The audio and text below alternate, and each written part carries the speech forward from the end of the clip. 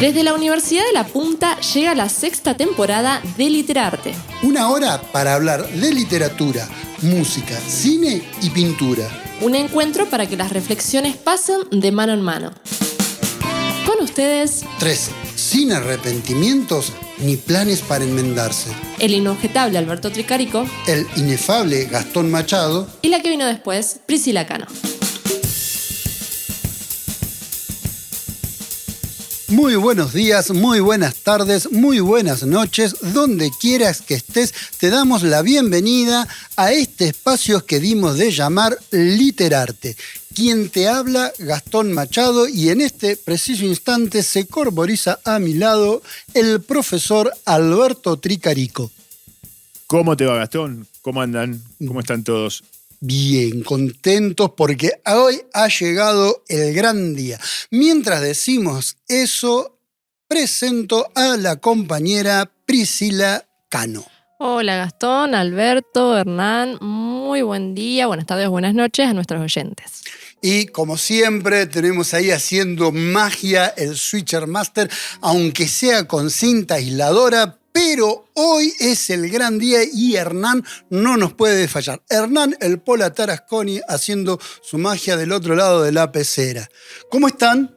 Muy bien, muy bien. Programa especial hoy. Sí, muy lindo hoy porque tenemos, después de tanto tiempo que le hemos ido como dando avance, hoy vamos a tener un invitado. Vamos a tener un invitado telefónico, una entrevista telefónica que vamos a hacer en el tercer bloque con el autor del cuento que vamos a hacer hoy. Hoy tenemos Cacería de Marcos Herrera. Y para aquellos distraídos como soy yo y algunos de mis compañeros, Alberto, contanos un poquito, ponenos en autos, ¿quién es Marcos Herrera? Aparte de ser un escritor, ¿no? Bueno, Marcos Herrera es un escritor argentino, nacido en Buenos Aires en 1966, que actualmente escribe y que publicó un libro hace un mes que tenemos acá, que se llama Todos los camioneros del mundo saben lo que llevan, que es un libro de cuentos.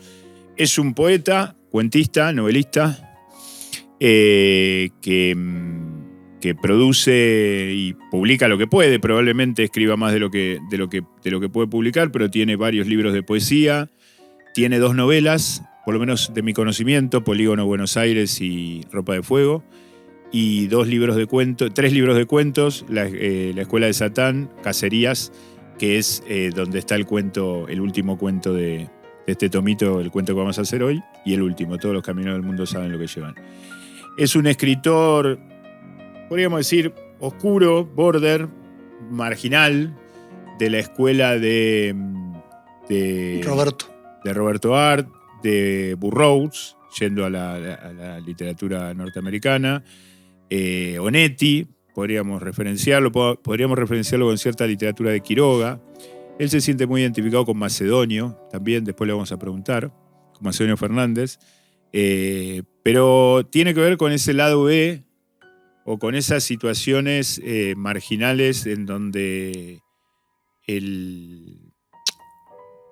lo raro, lo extraño, lo marginal, lo miserable aparece en la vida cotidiana de las personas, o directamente los protagonistas son personas marginales por decisión de estar fuera de la ley.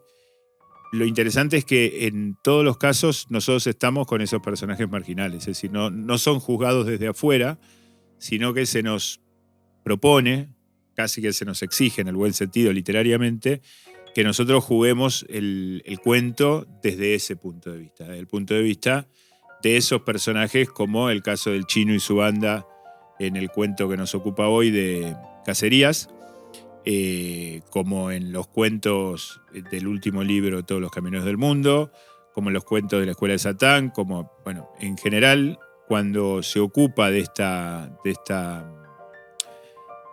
que es la mayor parte de su literatura, de este lado B de la vida, nos pone en situación para ver el mundo desde la perspectiva de los personajes y nos hace indagar a nosotros mismos qué tan parecidos somos a esos personajes o cuánto de eso llevamos, o replantearnos también cómo muchas veces convencionalmente lo bueno está acá y lo malo está allá, y a veces no es tan así como se nos presenta o como el sentido común, dicho esto entre comillas, Sí. nos dice.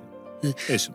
También es un poeta. Sí. Y un poeta que en un principio fue autogestivo, vos me contabas, Sí. hasta que en un momento, en una novela, alguien muy renombrado, Piglia. señor Piglia, lo encuentra y... Sí, eso lo vamos a preguntar después porque yo no sé si es una novela o un cuento. Me parece que es a partir de Cacerías, o el que dio pie a Cacerías, que es un libro más formal desde el punto de vista objeto, o el premio que ganó como mejor novela, que es Ropa de Fuego, su segundo trabajo, o su trabajo siguiente, creo que es del 2000, 2001. Le vamos a preguntar eso. Bien. Pero sí, tuvo ese empujón, y ese empujón creo que lo mantiene hasta hoy, porque la última vez que lo vi a Marcos con Piglia en un especial de Borges que hizo Piglia en el 2014 para la TV pública, lo siguió valorando Piglia como un escritor de su propia talla, es decir, como un par. Nosotros lo consideramos así, no estamos haciendo solamente porque Marcos Herrera sea un escritor que no hayamos tocado o porque no esté dentro de los cánones de los más conocidos. No solo vamos a tratar de manera diferenciada. Para mí es tan buen escritor como cualquiera de los que está en la lista de los programas de Literarte que hacemos viernes a viernes. Sí, en general nos dedicamos a clásicos Sí. y no por ahí a algo que es contemporáneo.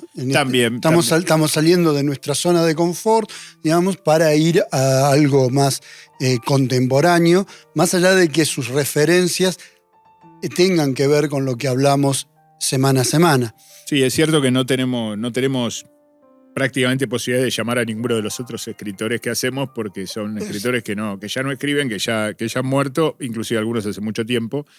Y este es un escritor que está en plena... Sí, después le voy a preguntar la edad más. Es del 66, Marcos. Tiene 58 años, o sea que tiene Y Cacería, todavía tela para cortar. y Cacería es de la década del 70.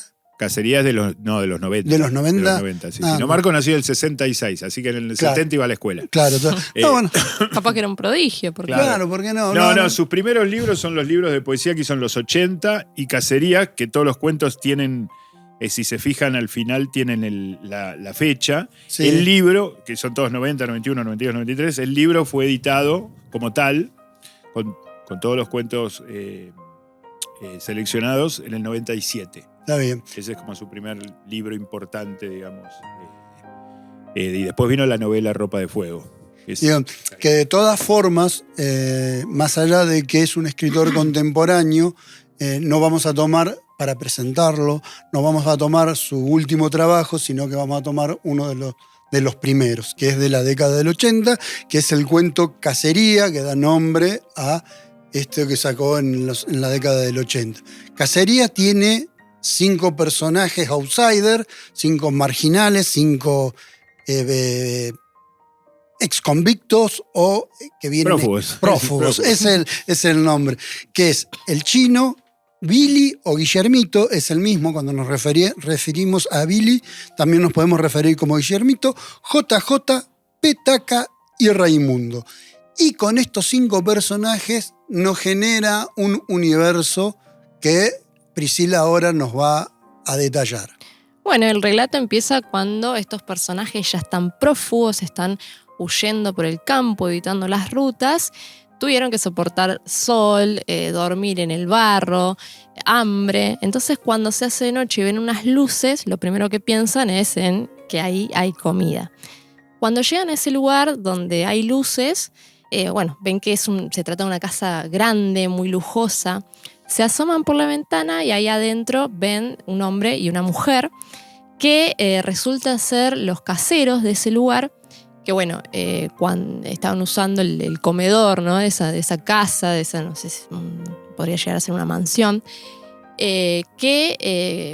aprovechan cuando que no están los dueños, ¿no? del lugar. El famoso chalet de los patrones. Exactamente.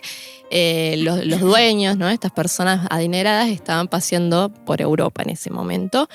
Y entonces lo que hace JJ y el chino es ir a tocar la puerta para pedir hospitalidad, ¿no? Y el plan era que los otros 3 sorprendan a los caseros porque obviamente nadie les iba a dar hospitalidad. Venían vestidos como presidiarios, ¿no? Que venían escapando, así que la ropa era todavía la de presidiario. Exactamente, todos rapados además, así que bueno. De hecho, cuando tocan la puerta, el casero enseguida entiende lo que está pasando y sale con un arma. El chino le pega en el brazo y el casero llega a disparar el arma y le da un tiro en la cadera al chino. Y bueno, en ese momento el casero pierde el arma, el chino la agarra, lo mata, descarga justamente la pistola en el casero. Y los otros entran y matan a la mujer del casero que intentó defenderse, pero bueno, no pudo. Después de comer lo que encuentran, cambiarse de ropa, se van de la casa, del chalet, como decís, del patrón, con unos caballos que encontraron en esa propiedad. Y al amanecer ya el chino dice, bueno, yo hasta acá llego, no puedo más, por el dolor, ¿no? Que tenía a causa de la herida de bala, por la fiebre también, y quiere quedarse en el piso, dejar de cabalgar, para poder morir tranquilo, ¿no? Con menos sufrimiento. Entonces los otros lo ayudan a bajarse del caballo y se van. Ahí está en la explanada del tanque, ¿no? El tanque australiano. Bueno, y los otros siguieron el rumbo que traían, que era de norte hacia sur, ¿no? Bien. Y el chino queda en ese lugar hasta el día siguiente. Llega a ver la luz del día siguiente, pero bueno, no se puede mover ni nada. Y hasta acá llego yo y sigue Alberto. Al mediodía los vio. Habían vuelto, galopando desde el norte, como si hubieran dado la vuelta al mundo, como si hubieran cruzado los polos y los mares en línea recta, con los valientes caballos de Tiro. El chino no podía creerlo, era imposible. Ellos se habían ido por el sur, y de repente ahí estaban, habían aparecido galopando desde el norte. Guillermito Billy, JJ guiñando y sonriendo a pesar del miedo, agarrándose de Raimundo, abrazándolo, Raimundo el zurdo, serio con las riendas apretadas en los puños, y Petaca, el que más cara de miedo, cagazo o susto tenía. Al chino no le caía bien Petaca, y le hizo gracia verlo así. El helicóptero lo seguía. Flotaba arriba de los jinetes. 2 policías hacían fuego. El chino supo entonces que la muerte era un lugar. Era ese lugar, el promontorio, el tanque australiano. El chino supo que estaba muerto y recibía, por haber llegado primero, a sus compañeros de fuga, que, a balazos y al galope, estaban entrando a la muerte. Los policías parecían divertidos. Disparaban desde los helicópteros. Sus ojos, invisibles, tal vez brillaran detrás de los anteojos de sol.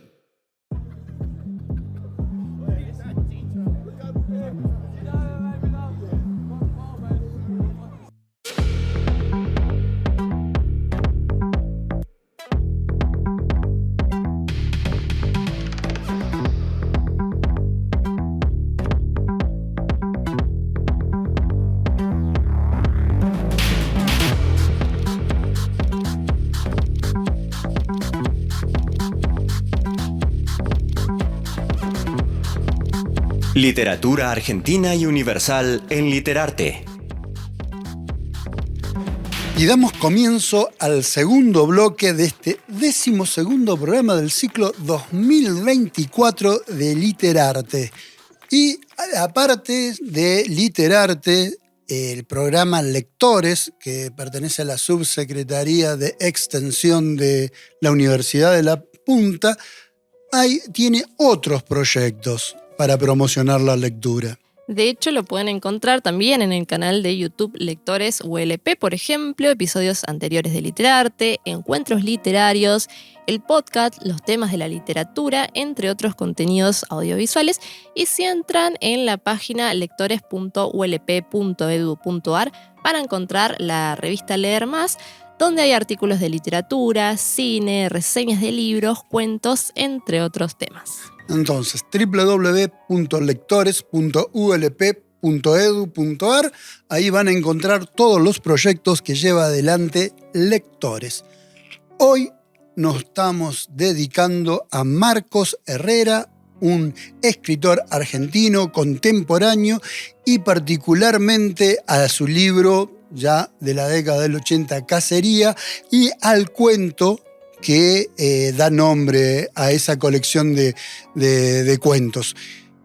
Hubo algo que, más allá de los gustos, que podemos decir es un mundo marginal, es un mundo outsider, que no nos interesa, no nos gusta, hubo una frase que a mí me parece que es genial porque hace una buena síntesis, que es la frase final donde el chino supo entonces que la muerte era un lugar. Sí. Esa búsqueda de morir tranquilo, o de morir en paz, o de morir no huyendo porque era un destino ya determinado, encuentra ese lugar, y ese lugar es el lugar que encuentra él, es el lugar donde terminan viniendo a morir todos los demás. Eso es lo interesante, más allá de la cuestión onírica, fantástica, o como quiera leerse. Es muy abierto y muy ambiguo ese final.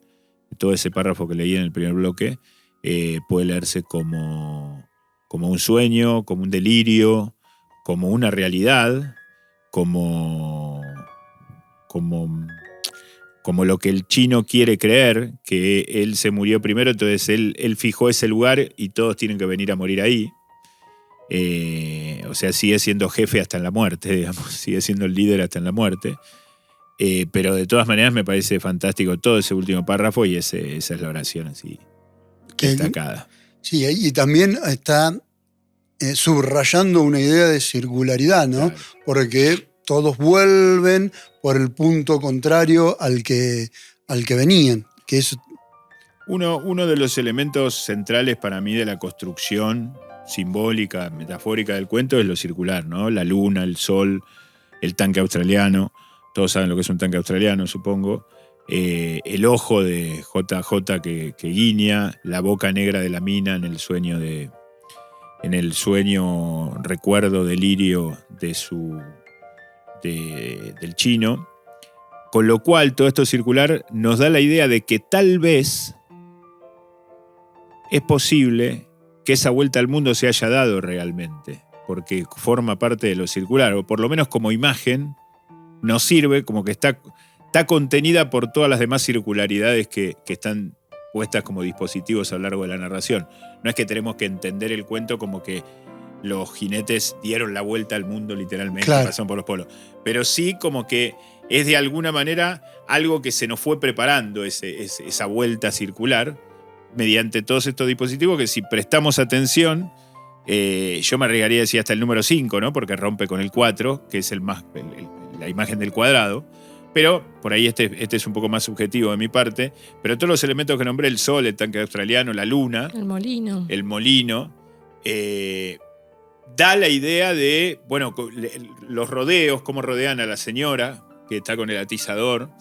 Hay toda una idea de circularidad que tiene que ver con una imagen de la vida, con una visión del mundo también, ¿no? De que empezamos en un lugar y volvemos al mismo lugar. De hecho, hay algo que repite constantemente el chino durante el cuento, que es: yo no quiero volver. Otros vuelven, pues yo no voy a volver, yo no voy a volver, yo no voy a... Finalmente no vuelve, pero no vuelve a cambio de la muerte. Uh-huh. ¿Sí? Entonces, ¿cuáles son las opciones para este grado de marginalidad en este mundo bastante escéptico, pesimista que nos plantea Herrera? La muerte o la cárcel, digamos. Bien, es un cuento esperanzador. Sí, salimos yupi. Pero también hay un tema que nos interesaba hablar con Priscila, dale, que era que vos lo planteás, que es el tema del liderazgo. Sí. Bueno, es justamente la característica que más me llamó la atención de todos los personajes, el liderazgo del chino. Porque al principio lo que nos dice el narrador es que se trata de un líder natural, y esto lo pone entre paréntesis porque para mí justamente es líder, claramente, pero no natural. ¿No? Es como que de alguna forma se tiene que forzar. Está todo el tiempo calculando ese liderazgo porque es un liderazgo sin autoridad, ¿no? Y lo endeble de este liderazgo, por ejemplo, lo vemos cuando el narrador nos dice que él da órdenes como sugerencias, ¿no? Uh-huh. O cuando en un momento piensa: un jefe es aquel que sabe dar órdenes seguras que se van a obedecer. Esto se lo dice a sí mismo cuando se da cuenta de que todos quieren ir a la casa, a abordar esa casa que encuentran, que él considera que no es buena idea, pero sabe que si les dice no vayan a la casa, los otros van a ir igual, ¿no? Entonces, de alguna manera, lo piensa de una manera muy bonita, ¿no? Esta frase de que tienen que dar órdenes, que se vayan a obedecer los jefes, pero para mí se está resignando de alguna manera a lo que quieren los demás, que es ir a asaltar esa casa. También él repite una frase con la intención, que para mí tiene precisamente el objetivo de crear una identidad de grupo que al mismo tiempo los diferencia de los que están todavía en la cárcel y que los aliente a continuar, ¿no? Esto es muy de líder, ¿no? Esta frase dice, nosotros no somos como los tumberos, que son carne de reja, que parece que siempre tienen que volver a la cárcel, ¿no? No somos reincidentes.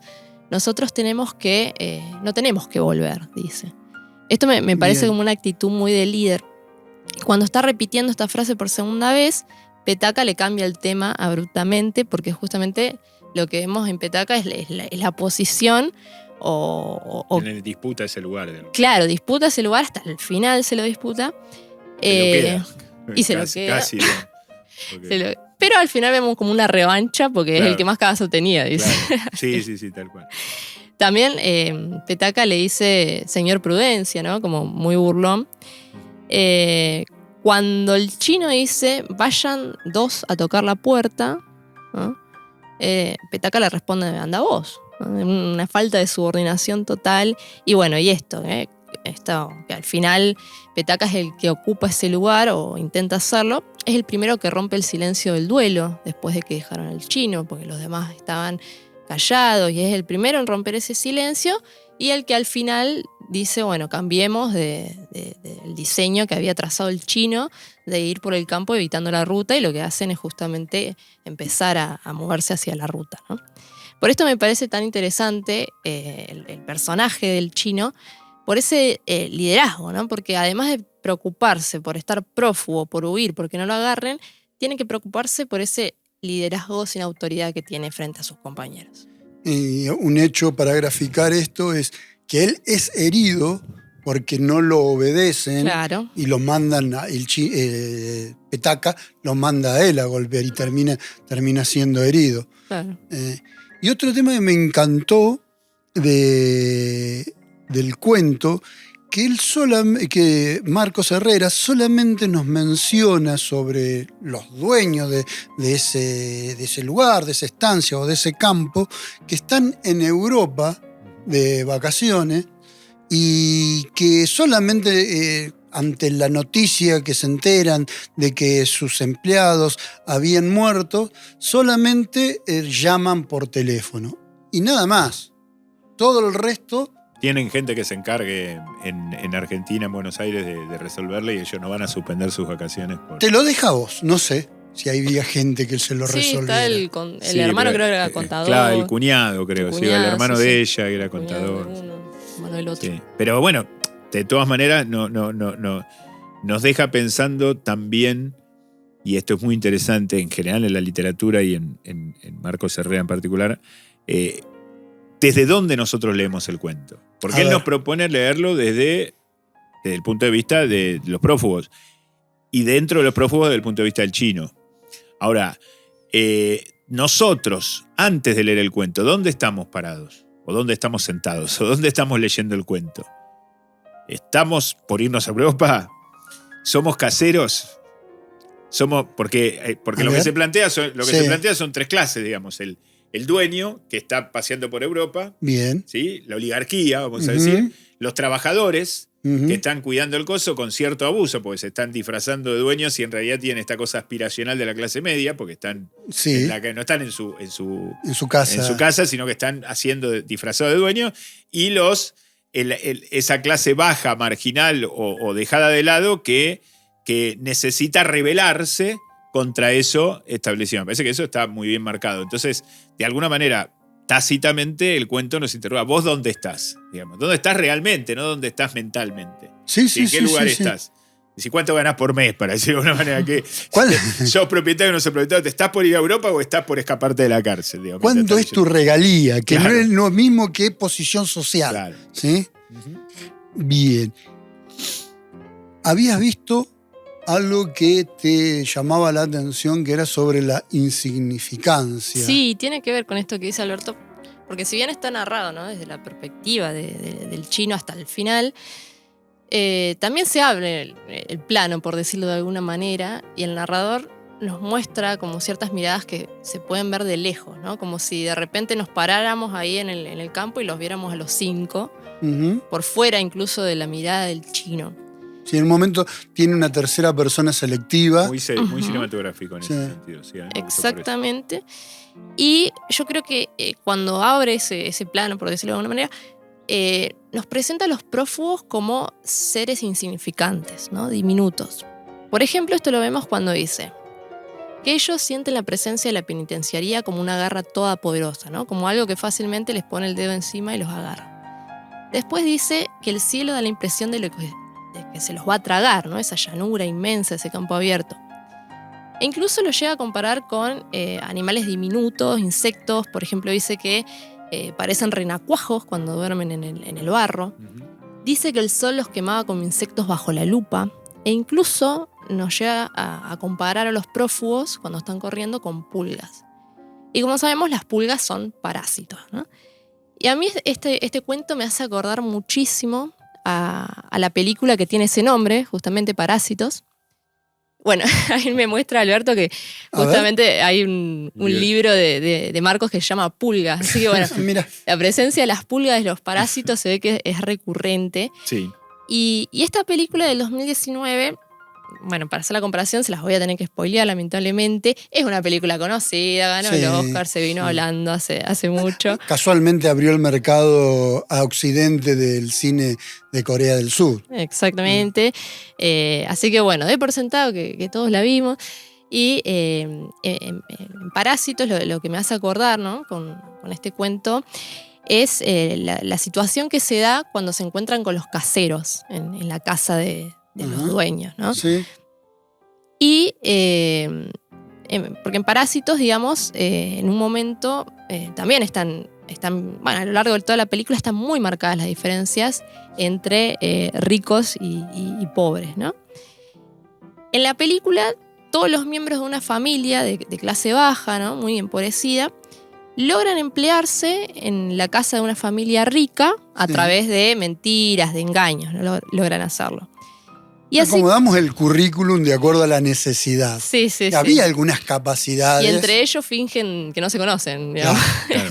Y están todos Eso empleados. es lo que delata la trampa. Sí, sí, exactamente. Bueno, y así como en Cacerías los dueños de la casa se van a Europa, en Sí. Parásitos también dejan la casa sola porque se van del campamento, una cosa así. Y la familia que se había empleado en esa casa, ¿no?, a través de los engaños, de la mentira, aprovecha y usa la casa vacía como si fuera suya casi. Sí. Y acá viene el spoiler porque mientras están ahí en la casa, descubren que como en una especie de sótano secreto que tenía la casa, vive otra familia de ex empleados, ¿no?, Claro. que también usaban las instalaciones Vive como el suyas. marido de la que era la antigua ama de llave. Claro, vivían juntos antes, pero se quedó atrapado el hombre ahí cuando la echan a la mujer. Claro. Y bueno, los ricos obviamente no sabían que estaba esa familia viviendo ahí en secreto. Y cuando se encuentran las dos familias pobres, se pelean, se matan, ¿no?, como ocurre en Cacerías, donde desde la mirada de los ricos, o sea, de los dueños de la casa, esos dos grupos también se pueden llegar a ver como seres insignificantes, como parásitos, digamos. Seres insignificantes sobre todo en comparación al poder que demuestran tener ellos, que desde Europa, ¿no?, a través de sus contactos, con un fax te pueden sacar los cuerpos de la casa y reemplazar a los caseros, con un fax nada más. Así que bueno, me parece, hice ese paralelismo con la película porque me costó no verlo, digamos. Sí, es que hay una idea de la situación de poder económica donde las clases más bajas son reemplazables, son Ujú. parte de un engranaje y son reemplazables. Y en el caso de la película irrumpen en un momento festivo y se pelean entre sí. En la película muestran también una realidad que es de Corea, que es endeudarse y tener que huir o esconderse porque no podés pagar tus deudas, ¿sí? Y el que estaba escondido tenía grandes deudas que no se podían pagar. Y cuando se surge el conflicto, estos dos familias bajas irrumpen en un momento festivo que los está usando la familia poderosa, porque no es solamente que van a cumplir su función, sino que aparte el chofer le tenía que hacer de indio al niño para animar el cumpleaños. ¿Quién es Parásito, no? Es la pregunta que nos podemos hacer. ¿Quién es el verdadero Parásito? La única diferencia era que en la película irrumpen y los poderosos están ahí, mientras que en el cuento de Cacería irrumpen en el espacio, pero esta gente, como vos decías, una característica de la oligarquía argentina, está en Europa. Igual el encuentro entre los dos grupos, entre las dos familias pobres, en Parásito se da cuando no están los dueños de la casa, en la noche. Claro. Y en Cacerías también, justo cuando no está, cuando están en Europa, es cuando llegan los prófugos y se encuentran con los caseros adentro que estaban usando, digamos, el No, yo me refería a la última escena en el cumpleaños donde sale... Ahí están todos, claro, ahí están todas las familias. Todas las clases haciendo sociales. Haciendo la salvedad de que Marcos Herrera escribió esto 25 años claro, antes que la película. Claro, eso es importante. Es de 2019 esta película. Interesante ver cómo los que están arriba, esta oligarquía que puede estar mental o materialmente en Europa, pero de una de las dos maneras está en Europa y no está en su lugar, cómo se le mezcla las diferentes clases que están por debajo de ella. Digamos, porque no hace diferencia entre el chino y su banda y los caseros. Los caseros se murieron, cambiamos, ponemos a otro, ¿no? Es decir, no jerarquiza como podríamos jerarquizar nosotros si fuéramos caseros, laburantes, y viene un prófugo y nos quiere afanar, o si fuéramos prófugos y vemos en los caseros tipos que están jugando a ser ricos, aspiracionales. Sino que esas diferencias que nosotros vemos desde abajo, ellos desde arriba, se les aplanan. ¿No? Y no interrumpen sus vacaciones, su momento de ocio, para venir y hacerte cargo de la situación. Bueno, hacemos un cierre acá si llamamos a Marcos en el tercer y último bloque. ¿Te parece? Vamos al postre. Vamos al postre.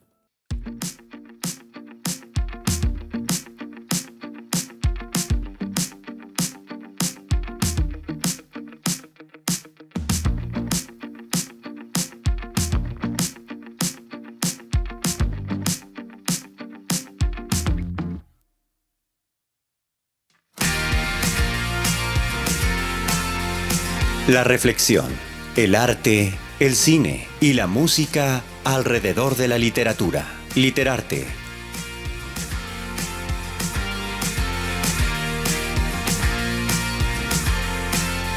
Bueno, estamos acá en el tercer bloque de nuestro programa sobre cacerías de Marcos Herrera y tenemos el honor de tenerlo a Marcos en el teléfono para charlar un rato con él sobre su literatura, sobre el cuento que estuvimos charlando y sobre todo sobre su último libro de cuentos que acaba de publicar hace muy poquito. ¿Cómo te va, Marcos? ¿Qué tal? Buen día, muchachos. Bien, muy bien. A ver, ¿me escuchás? Digo que estoy muy bien y los escucho. Ahí estamos tratando de solucionar una cuestión porque te escuchamos como que nos hablas desde Buenos Aires, ¿puede ser? Muy, muy bajito te escuchamos. Bueno. Ahí va mejorando. Ahí te acercaste a Pergamino. Bien. Con un poquito de volumen lo solucionamos. Dale. ¿En dónde estás, Marcos, en este momento? ¿En qué localidad? Estoy en la ciudad de Buenos Aires. Buenos Aires. Ahí está mejor. Vamos, seguimos. Bueno. ¿Cómo andas, Marcos? Bien, muy bien. Bueno, estamos acá, Priscila, Cano, compañera, y Gastón Machado, y yo, que me conocés, haciendo nuestro programa Literarte, como hacemos siempre, un cuento, un autor y demás. Como todos los viernes, pues salimos los viernes, todo grabado, pero salimos los viernes. Y bueno, queríamos charlar un poco con vos sobre Sobre literatura, ¿sobre qué vamos a hablar? Dale. Acá arrancan, ¿quién arranca? Vos. ¿Arranco yo? Sí. Bueno, me gustaría hablar un poco de tus influencias o de tus lecturas o de de los autores Sí. que vos leíste para escribir o aquellos que seguís leyendo, que supongo que deben ser más o menos siempre los mismos. Sí. Por suerte siempre aparecen autores nuevos, pero uno está releyendo todo el tiempo. Mira, te cuento un poquito, porque esto da una pista también de mis gustos y mis influencias. Yo cuando empiezo a escribir estaba muy fascinado con la literatura policial, sobre todo con Chandler, ¿no? Que tendría 16 años yo. Y dije, bueno, voy a escribir una novela policial. Y empecé a escribir a mano, me acuerdo, en la casa de mis viejos, en unas hojas con un lápiz, una novela policial. Y obviamente a los 16 años, por supuesto, no me daba el cuero para escribir una novela de cualquier tipo. Y entonces empecé a escribir poesía con algunas ideas rudimentarias de lo que era la poesía. Yo pensaba en esa época que la poesía tenía que tener rima. Y después descubrí, bueno, a los surrealistas, a Artaud, y dije, bueno, por acá puede andar. Y empecé a escribir poesía. Mis viejos, a pesar de que yo hacía una escuela técnica, o sea, yo soy técnico químico, se dieron cuenta. O sea, a mí siempre me había gustado leer desde chico, por influencia sobre todo de mi viejo. Y después empecé a ir a un taller literario muy bueno, que para mí fue una experiencia genial porque me encontré con otros chicos que también estaban escribiendo. Y ahí empecé, a experimentar. Y yo siempre pienso que la poesía es como el laboratorio para que la prosa tenga cierta tensión nerviosa, que no se achate, ¿no? Que uno no se transforme en un escritor profesional, ¿no? Nuestra condición de amateur, amateur es amador, es lo que hace que los motores funcionen, ¿no? Pasó el tiempo, publiqué a mis 20 años mi primer libro de poesía, gané un concurso importante, que había un jurado de poetas importantes, estaba Joaquín Giannuzzi, recuerdo, en el jurado. Y me acuerdo que con ese primer libro, Víctor Redondo, que era poeta y editor de la célebre editorial Último Reino, me dio un listado de escritores, y yo mandé por correo, ahí no había mail, no había nada, año 86, el libro de poemas a escritores de todo tipo. Y, por ejemplo, Angélica Gorodischer me contestó una carta hermosa, y así varios escritores que, y después estuve en la casa de Joaquín Giannuzzi. Bueno, mi primer entrada en la literatura fue con la poesía. Y tiempo después, a los más o menos 33 años, empecé a escribir, un poco antes. Empecé a escribir cuentos.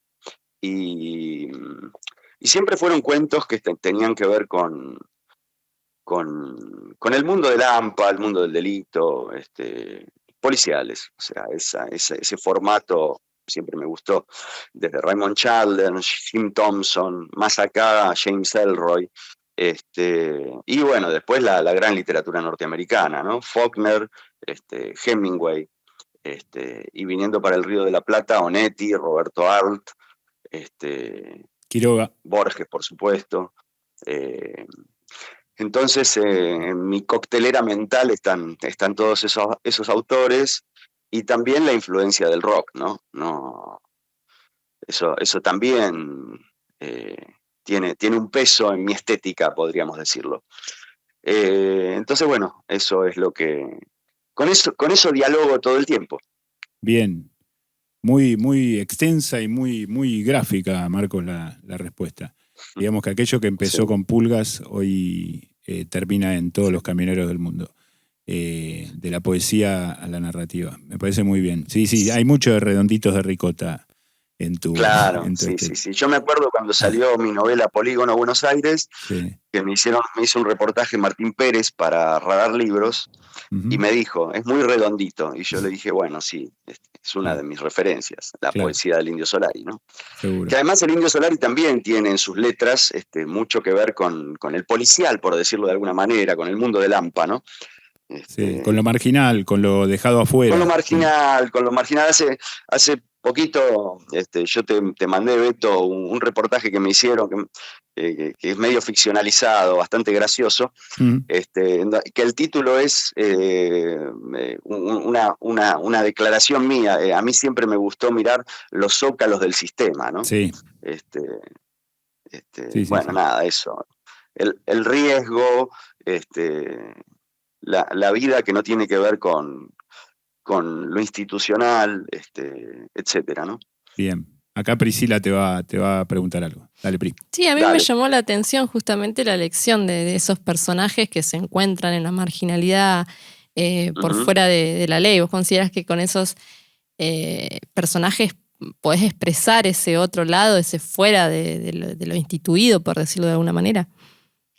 Sí, a mí me parece que sí, por lo menos una vez me preguntaron en un reportaje qué es el AMPA para vos, medio como que me quisieron apurar, era un tipo mucho más grande que yo. ¿Qué es el AMPA para vos? Y yo dije, para mí el AMPA es una fuente de inspiración. Mm. Este, Te lo el sacaste de AMPA es encima, una bárbaro. musa. Entonces sí, claro, es eso, es eh, fuera de la ley. O sea, si uno tiene que pasar para otro lado y hay una pared y no hay puerta, y bueno, consigamos una masa y tiremos abajo la pared. ¿Hay una filosofía ahí que nos sirva para estar de este lado, digo, del lado de la ley? Mirá, sí, porque una cosa es la ley, ¿no? Y otra cosa son las reglas del sistema, Ujú. Ujú. lo que redacta la justicia, los medios de comunicación, cómo hay que vivir, ¿no? Cómo hay que ser, cómo hay que hacer para ser normales. Y bueno, esa redacción de cómo hay que ser está llena de trampas para, para vivir, entre comillas, tranquilos y, entre comillas, ser felices. Pero tenemos que tener claro que vivimos en un sistema hipócrita, injusto, donde no todos tienen las mismas oportunidades. Este, Después, bueno, hay que cuidarse, ¿no? Hay que cuidarse en el sentido de la propia aventura personal. Hay que tratar de no. Bueno, o sea, muchas veces yo me sentí muy solo. O sea, yo entré en la carrera de letras y la dejé, porque me daba cuenta que por ahí no iba lo que yo estaba buscando. Aparte, en esa época yo estaba estudiando música, estaba estudiando saxo. Este, Me había invitado una profesora muy, muy importante, Josefina Ludmer, a un seminario de alumnos que ella elegía.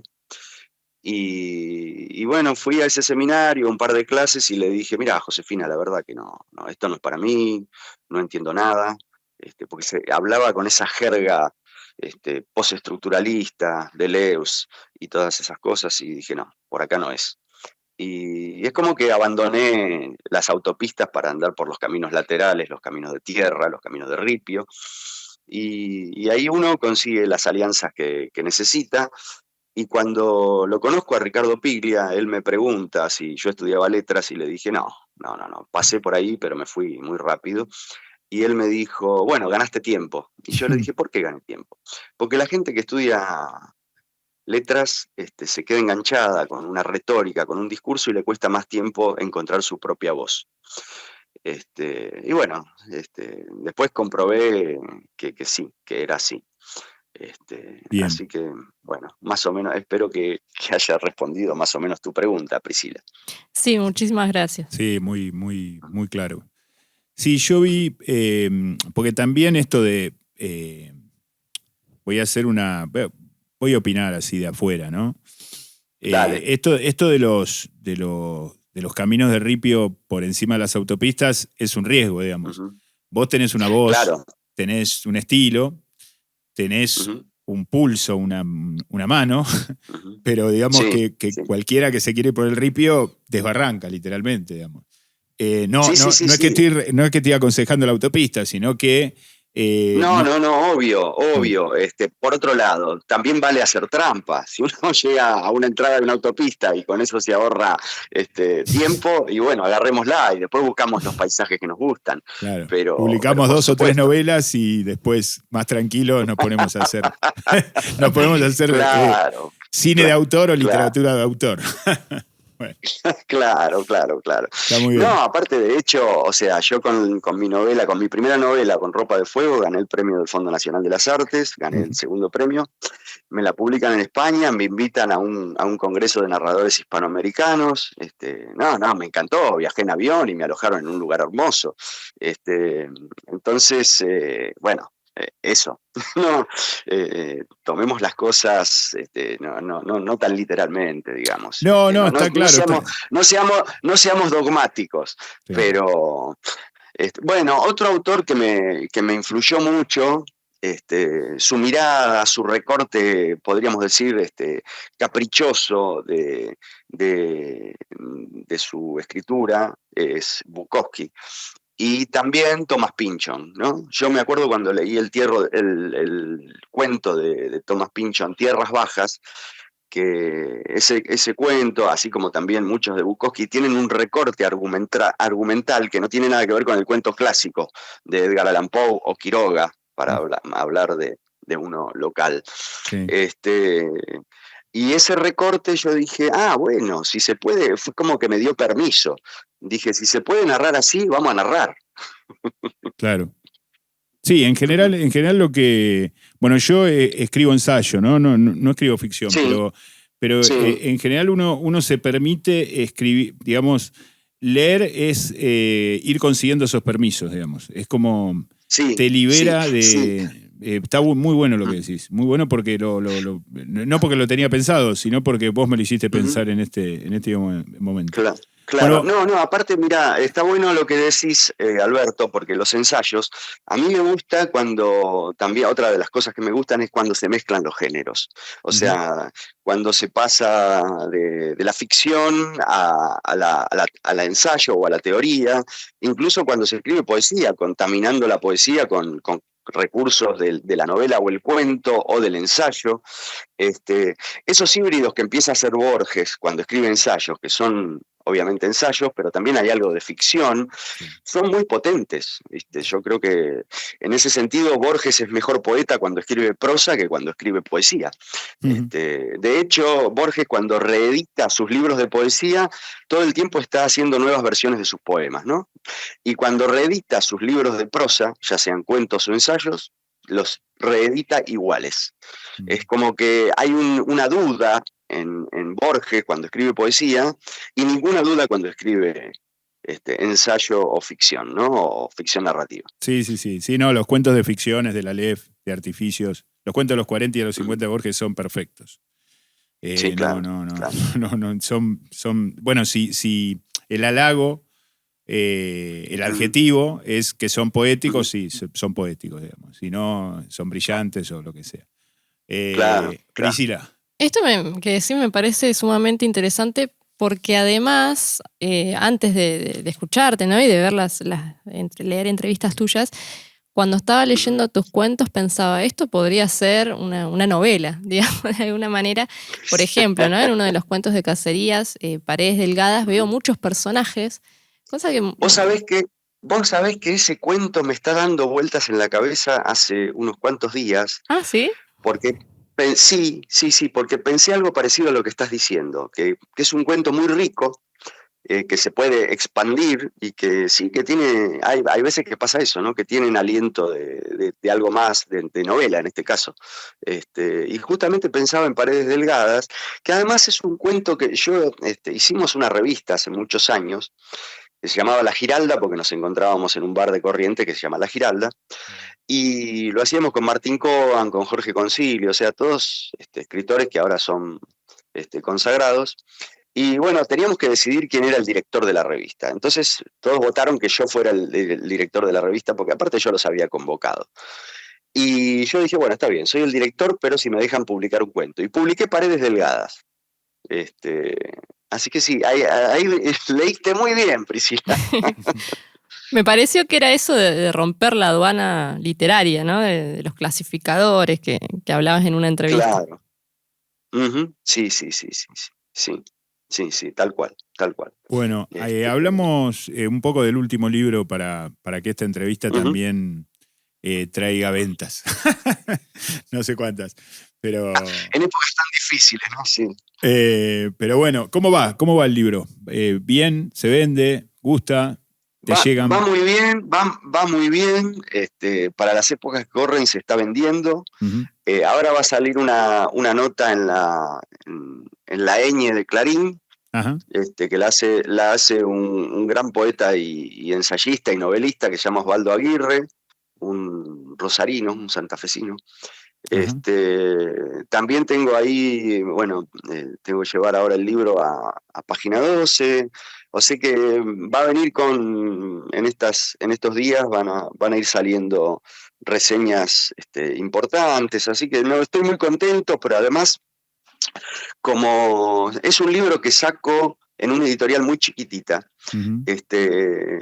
Yo le decía, no me acuerdo a quién, le decía, esto es como cuando empezaron a tocar Los Redonditos, y tocaban en sótanos, en lugares chicos. Uh-huh. El paracultural, el cemento. Y estoy en un momento, claro, en el paracultural, que era más chiquito, sí. Que con Andrés lo íbamos a ver todos los fines de semana cuando tocaban en el paracultural, bueno, después cemento. Uh-huh. Y estoy en un momento en que disfruto eso, ¿viste? Es que disfruto reunirme con viejos amigos escritores que hacía mucho tiempo que no veía, ¿viste? Así que estoy muy, muy contento. Lo último que se habías publicado era La Escuela de Satán, el libro de cuentos anterior, que es posterior a Polígono Buenos Aires, ¿verdad? Sí, La Escuela de Satán en prosa, y en el 2022 me publican el libro de poesía El Núcleo de la Soledad. Ah, ese no lo tengo, no pasó claro, por yo bueno, la próxima vez que nos veamos, si no te lo mando por correo. Bueno. Porque aparte ahí hay poemas también que tienen mucho de relato. Ajá. De hecho, uno de los relatos del libro de Todos los Camioneros, el cuento Realidad, toma muchos poemas porque los poemas son bastante narrativos, y los encadena y se transforma en un cuento, ¿no? Ah, puede ser que los poemas de este libro al que haces referencia me los haya pasado tu hermano, que eran como mini biografías, ¿puede ser? No, lo de las minas biografías es otro proyecto. Es otro, que es un proyecto de poemas biográficos que Bien. tomo, por ejemplo, qué sé yo, a Philip Dick, sí. Bueno, algunos autores, y bueno, ficcionalizo una posible biografía, Uh-huh. en muy breves son los textos, son poemas, de hecho. Sí, son poemas de 4 o 5 estrofas. Sí, los leí, me gustaron. Algunos, los que me pasó Andrés. Uh-huh. Uh-huh. Buenísimo. Bueno, esos sí, decime. No, vos. No, que esos poemas se publicaron en una revista que se llama Boca de Sapo, que la verdad que está muy bien. Eso lo hace una amiga muy talentosa, escritora, doctora en letras, que se llama Jimena Néspolo. Y bueno, nada, ese es un proyecto también, de poemas, pero que cuentan un cuento, digamos. Claro, está muy bien. Bueno, y después Polígono Buenos Aires, Ropa de Fuego, tus 2 novelas. Uh-huh. Acá tengo Pulgas, y el otro chiquitito, ¿cómo se llama? Modo de final. Modo de final. Modo de final. Bueno, Modo de final es mi primer libro de poemas. Claro. No, y hay una novela que creo que no tenés, Alberto, se llama La mitad mejor. Ah, La mitad mejor. La vi en tu biografía, no sé, en internet, pero no la tengo, no la tuve, no. Claro, se le iba a pedir a Andrés. Porque esa es una novela que se publicó en España, en una editorial que ya no existe más, que se llama Fahrenheit 451, se llamaba. Que esa salió en el 2009. 2009, bien. Y esa o sea, novela, es la del medio. me la presentó Piglia, lo hicimos acá en una librería de Palermo. Bien. Y esa novela, ahora hay algunos amigos escritores que la leyeron, y incluso me pasó hace poco Elsa Drukarov, que es una profesora de la facultad, que en un libro de ensayos escribe sobre esa novela. O sea, mucha gente que dice que esa novela está muy buena, y claro, tuvo muy poco recorrido acá en Argentina y en España me imagino que también.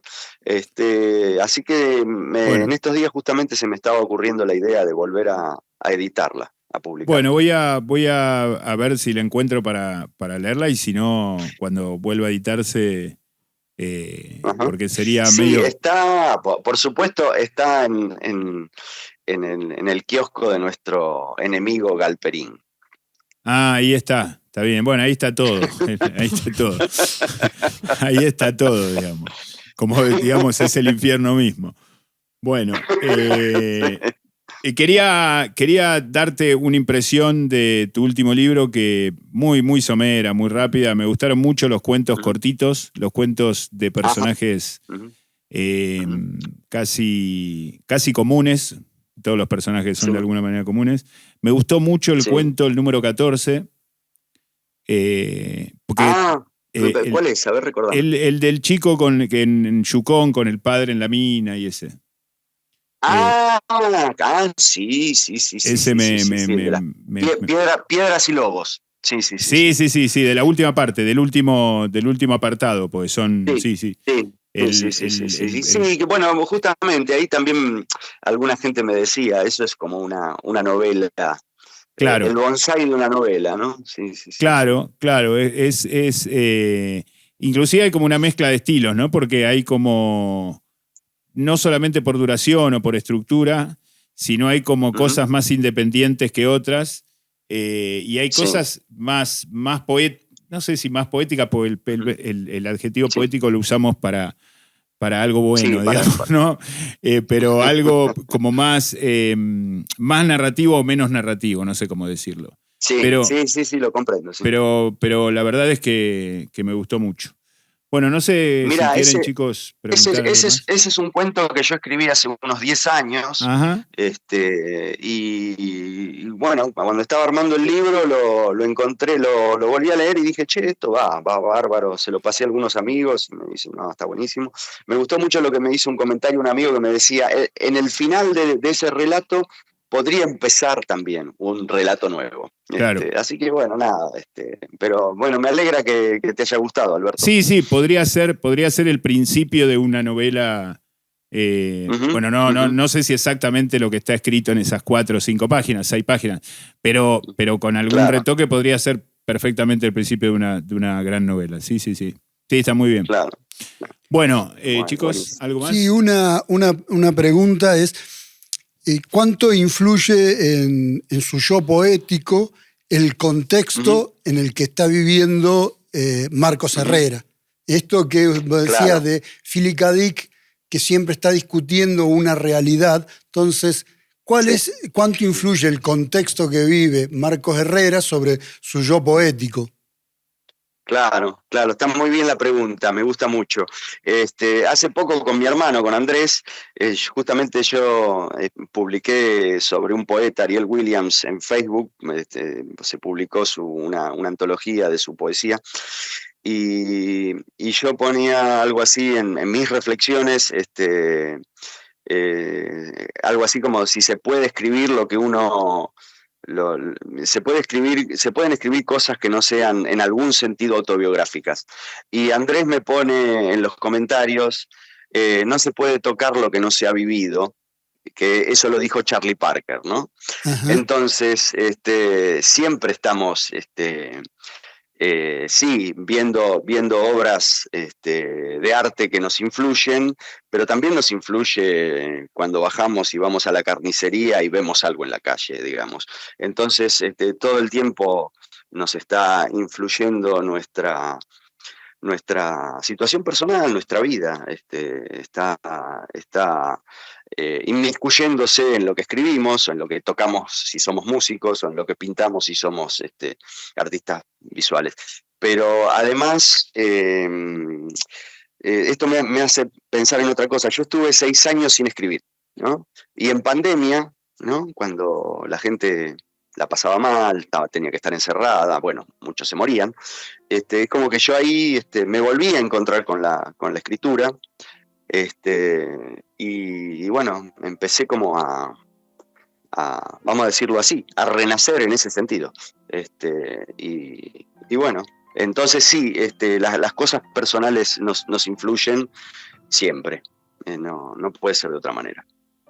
Y lo otro que yo le quería decir es un agradecimiento, porque se dice por ahí que uno lee, o la buena lectura es cuando sacamos los ojos del texto y seguimos leyendo cuando miramos el techo.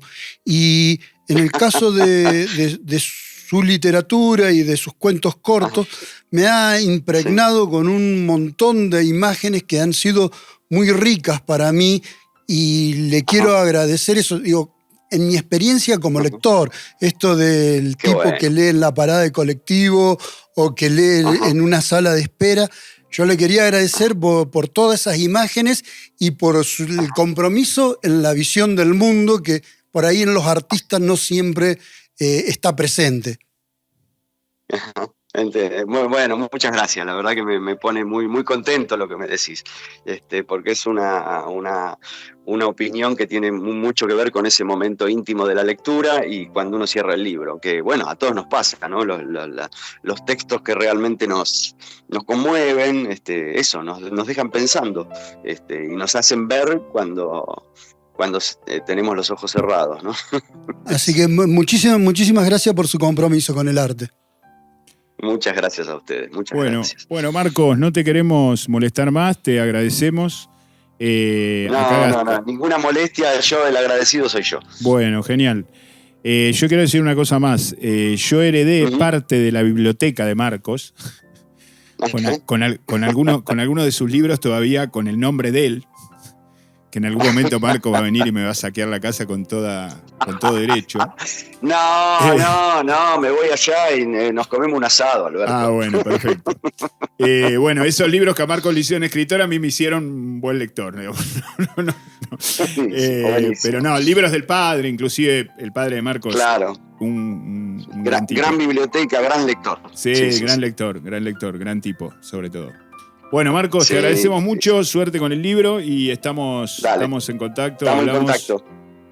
Abrazo Estamos grande. en contacto. Muchas gracias. Abrazo enorme. Abrazo a todos. Chau. Chao, muchas gracias. Bueno, nos despedimos del programa de hoy.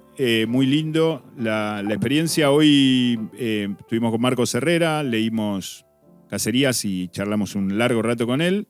Y el viernes que viene leemos El martillo de Dios de Chesterton. Chau. Chao, muchas gracias por estar.